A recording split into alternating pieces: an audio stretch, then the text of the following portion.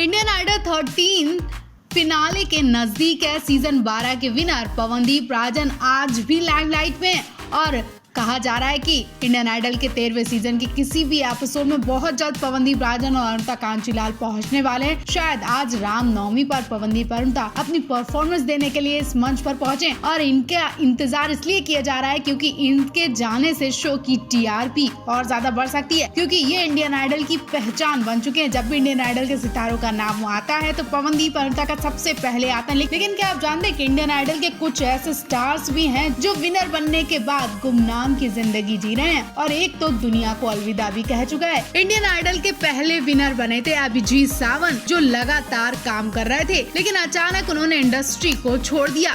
उसके बाद कुछ ऐसे इंडियन आइडल विनर्स भी थे जो कि शो की ट्रॉफी तो जीत गए, थोड़ा बहुत इंडस्ट्री में काम भी किया, लेकिन आज वो गुमनाम है। ये विनर्स आज क्या कर रहे हैं चलिए बताते हैं आपको।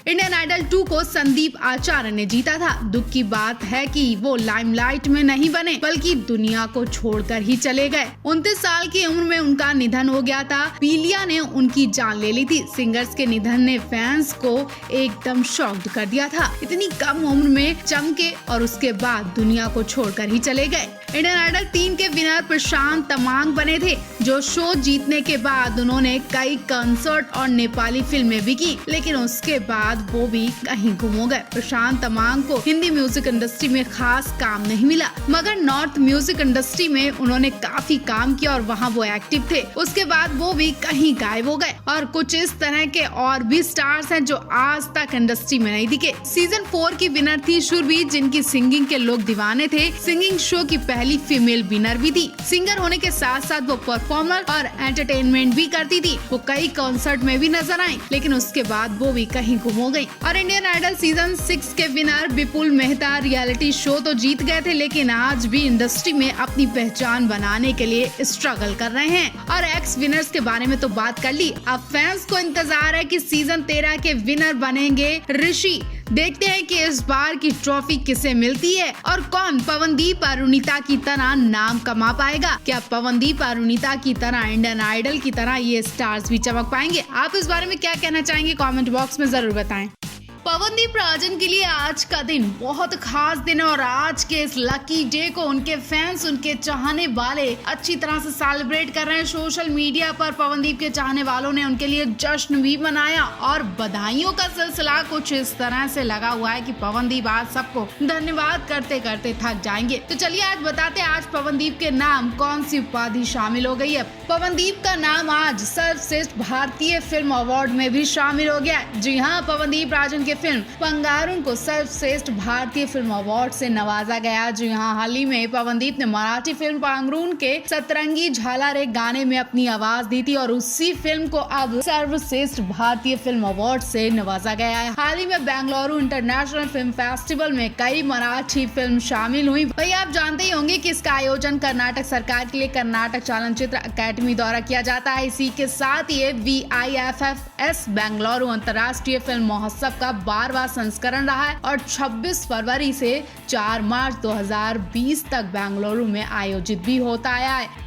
यहाँ महेश मांजरेकर की फिल्म पांगरून में बेटी गौरी इंकवाल की भूमिका आधारित तौर पर चित्रा भारती प्रतियोगिता के 12वें संस्करण VIFFES में सर्वश्रेष्ठ भारतीय फिल्म के रूप में शामिल हुई। इसी के साथ 20 मार्च 2020 को रिलीज होने वाली फिल्म पांगरून गौरी इंकवाल के करियर की आधारित शुरुआत है। ये फिल्म रिलीज से पहले ही बड़ी सफलता पा चुकी थी और फिल्म में गौरी के प्रदर्शन को काफी ज्यादा पसंद किया गया। दरअसल गौरी ने फिल्म में बाल कलाकार के रूप में काम किया था। वहीं उनकी नई फिल्म एक पुराने दशक में सेट की गई है। इसी के साथ फिल्म में अमोल बाड़ेकर, सुलेखा भी इस फिल्म का हिस्सा है और कहानी एक युवा लड़की की है जो एक ऐसे बुजुर्ग व्यक्ति से शादी करती है जिसकी बेटियां दुल्हन की उम्र के करीब हैं। इस कहानी में दुल्हन एक परिपक्व महिला की तरह घर में रहती है, लेकिन वो नृत्य करने में माहिर होती है। इसी फिल्म से महेश की सौतेली बेटी ने मराठी इंडस्ट्री में शुरुआत की है और इसी फिल्म में पवनदीप ने अपनी आवाज दी। एक तरह से इस फिल्म में नए नए कलाकार जुड़े जिन्होंने पहली ही शुरुआत में एक नया रूप दिया है फिल्म को और अपना नाम